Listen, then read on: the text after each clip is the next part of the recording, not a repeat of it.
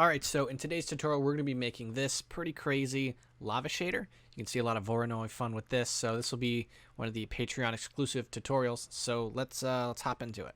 Alright, so now we have, you can use any model you want. We're just going to be using a circular object here. Again, doesn't really matter. So let's go ahead and click New here on this, and let's go ahead and add in a mix shader. We're going to go down here and add an emission.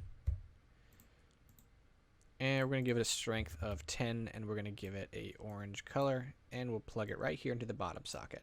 I'm going to switch over to Eevee just for previewing. I'm going to turn off Bloom, go to Look Dev, and kill that background. Okay, so now that we're set up, basic nodes here, let's start telling it where to go. So that's going to be here with a color ramp. And let's add the first Voronoi. So what we're going to do is plug this Voronoi right here. And then let's add any mapping node and a texture coordinate. So right here, and use the object coordinate for these, plug the vector into the vector, and we'll plug the color ramp right here into the factor of the mix. Let's take this base color and just bring it down pretty far. So now we start seeing some really fun red stuff. Let's take this color ramp and flip the color ramp. And then before we do anything, let's go ahead and change this to crackle.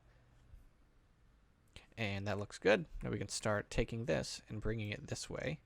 So now we're starting to get this right here. Let's just bring it toward that direction. So here's the basic shape. Now let's go ahead, take these two. If you want to select stuff, you hit G and you can bring it back.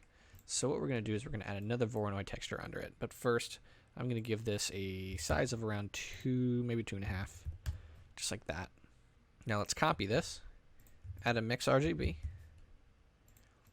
and plug the vector here and the color into there. And we're going to change the scale of this one to around 15.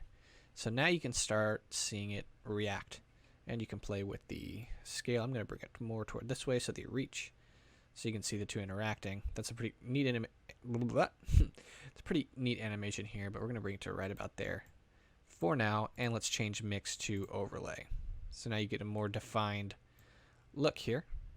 So yeah, now what we're going to do is we're going to add another Voronoi texture and add another overlay here, but we need to give us some more room.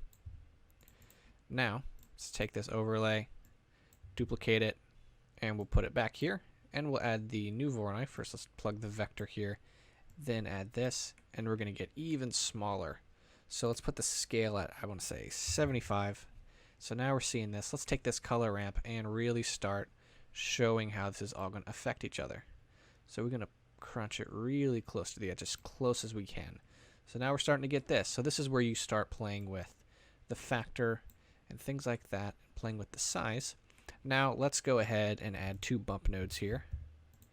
So let's plug this one here and let's duplicate it and put the normal into the normal. So the first thing we're going to do is add a noise texture, and because we want to add some stuff going on in these areas. So let's take this vector from the mapping, plug that there, plug the height right there.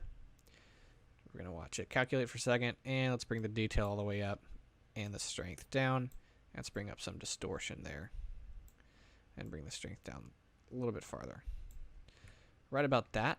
And then let's also take the color ramp here and plug that into the height so we can get these start messing. So they're extruding outwards. Let's just take the invert, and so that the lava is actually inside. So we have this, but it's too Voronoi looking and we can't do anything more. What we have to do is add a noise texture here in the vector line. So noise texture, mix RGB to tell it how much of the noise texture to use. Plug the object input into the color 2. And wait for it to calculate. Here we go.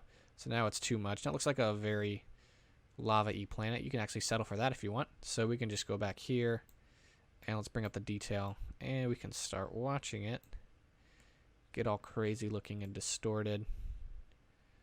You can change the scale how much you want. But yeah, there you go. This is pretty interesting, pretty wild looking lava shader.